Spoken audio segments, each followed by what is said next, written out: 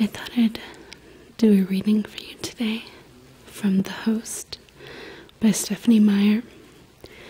Now, technically, I've already read this book, but it was fairly good, so I thought I'd share it. The healer's name was Ford's Deep Waters. Because he was a soul, by nature he was all things good, compassionate, patient, honest, virtuous, and full of love. Anxiety was an unusual emotion for Ford's Deep Waters. Irritation was even rare. However, because Ford's Deep Waters lived inside a human body, irritation was sometimes inescapable. As the whispers of the healing students buzzed in the far corner of the operating room, his lips pressed together into a tight line. The expression felt out of place on a mouth more often given to smiling. Darren, his regular assistant, saw the grimace and patted his shoulder. "They're just curious Fords," he said quietly. An insertion is hardly an interesting or challenging procedure. Any soul on the street could perform it in an emergency. There's nothing for them to learn by observing today. Fords was surprised to hear the sharp edge marring his normally soothing voice. "They've never seen a grown human before," Darren said. Fords raised one eyebrow. "Are they blind to each other's faces? Do they not have mirrors?" "You know what I mean. A wild human, still soulless, one of the insurgents." Fords looked at the girl's unconscious body, laid out face down on the operating table.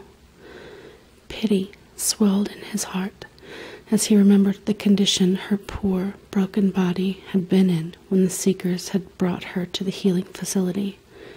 Such pain she'd endured. Of course, she was perfect now, completely healed. Fords had seen to that. "She looks the same as any of us," Fords murmured to Darren. "We all have human faces, and when she wakes up, she will be one of us too." It's just exciting for them, that's all.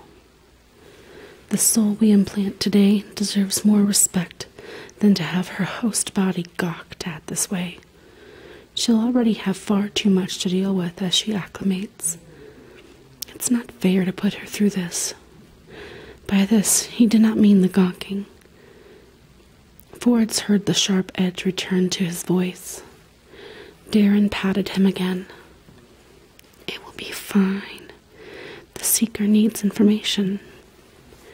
And at the word Seeker, Fords gave Darren a look that could only be described as a glare. Darren blinked in shock. "I'm sorry," Fords apologized at once. "I didn't mean to react so negatively. It's just that I fear for this soul." His eyes moved to the cryotank on its stand beside the table. The light was a steady, dull red, indicating that it was occupied and in hibernation mode.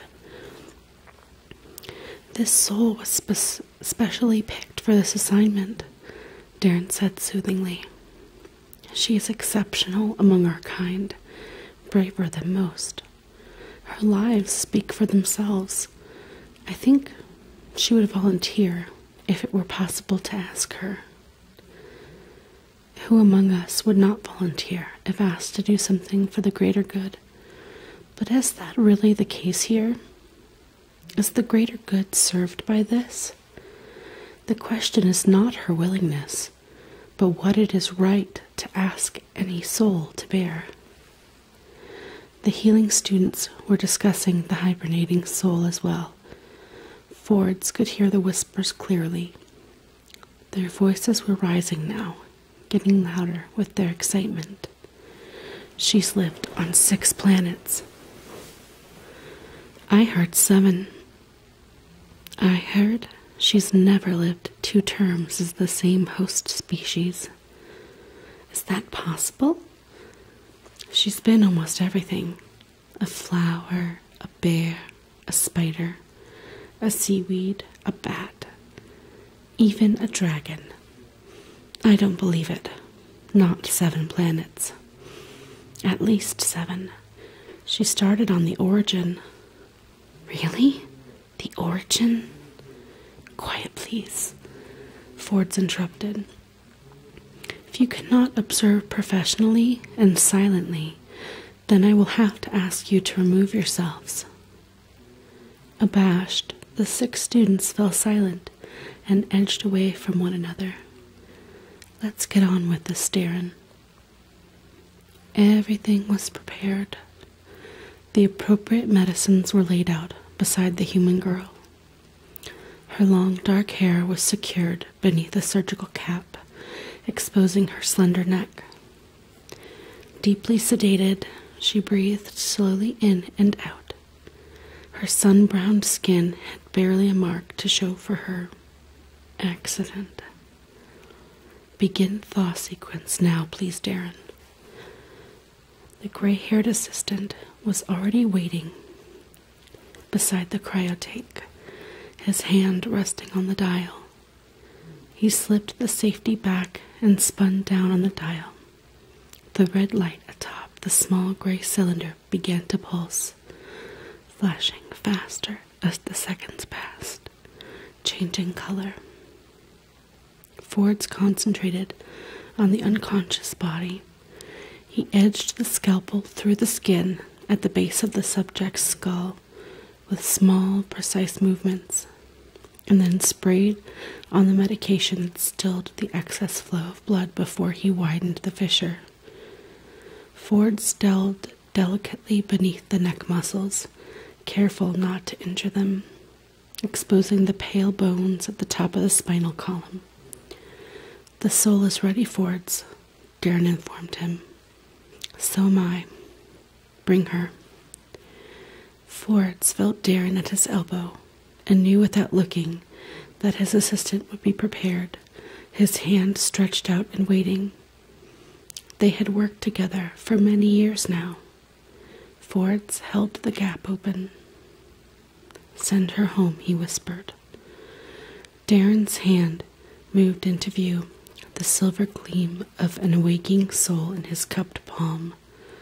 Ford's never saw an exposed soul without being struck by the beauty of it. The soul shone in the brilliant lights of the operating room, brighter than the reflective silver instrument in his hand. Like a living ribbon, she twisted and rippled, stretching, happy to be free of the cryotank. Her thin, feathery attachments, nearly 1,000 of them, billowed softly like pale silver hair. Though they were all lovely, this one seemed particularly graceful to Ford's deep waters. He was not alone in his reaction. He heard Darren's soft sigh, heard the admiring murmurs of the students. Gently, Darren placed the small glistening creature inside the opening Ford's had made in the human's neck. The soul slid smoothly into the offered space, weaving herself into the alien anatomy. Ford's admired the skill with which she possessed her new home. Her attachments wound tightly into place around the nerve centers, some elongating and reaching deeper to where he couldn't see, under and up into the brain, the optic nerves, the ear canals. She was very quick, very firm in her movements. Soon only one small segment of her glistening body was visible. Well done, he whispered to her, knowing that she could not hear him. The human girl was the one with ears, and she still slept soundly. It was a routine matter to finish the job. He cleaned and healed the wound, applying to the salve that sealed the incision closed behind the soul, and then brushed the scar-softening powder across the line left on her neck. "Perfect as usual," said the assistant.